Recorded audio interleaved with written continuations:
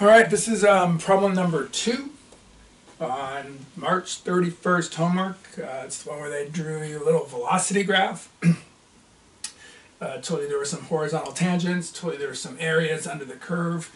The importance of the, the area under the curve of a velocity graph. Remember, if you integrate velocity or integrate area under the curve, you wind up getting total distance traveled, right? So the area under the curve equals the total distance traveled. So the first part of the question says, find the time and the position of the particle when it's farthest left and justify your answer.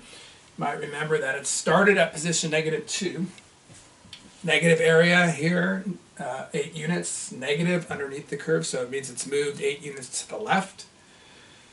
So after time 3, it's now moved 8 units left, so it's now at -10.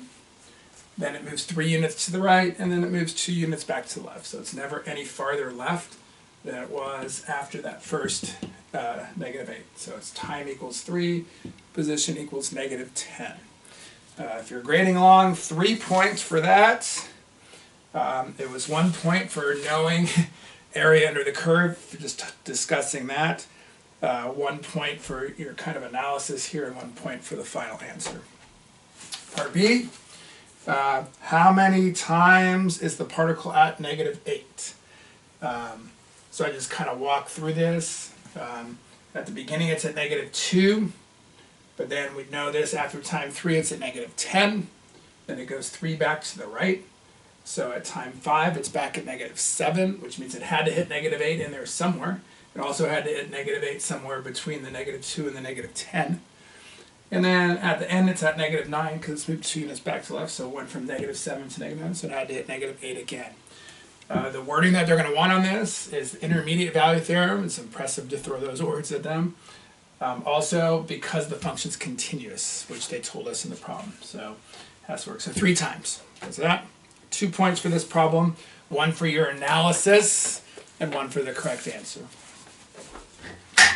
All right, part C. Same picture.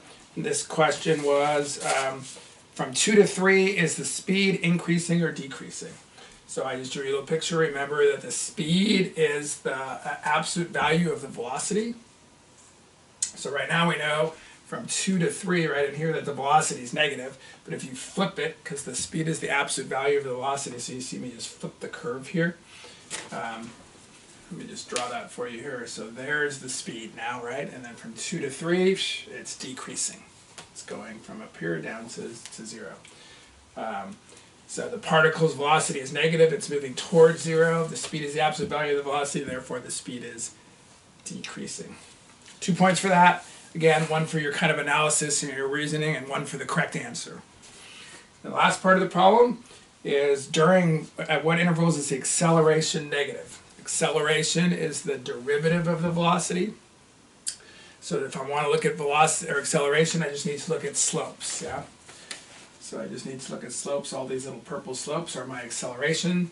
So I want to know when the acceleration is negative, so I'm just looking to see when the slopes are negative. So you can see the slopes are negative here, then it turns to positive, positive, positive, positive, hits 0, back to negative. So it's negative here, so from 0 to 1, and from 4 to 6. Again, if you're grading 2 points for that, it's 1 point, again, for the correct answer, and 1 point for the correct interpretation, or just saying how you found your answer. It is really important, all these problems that you're explaining. The rubric always gives you a point for getting the answer, but also a point for your explanation. So that's it on that problem.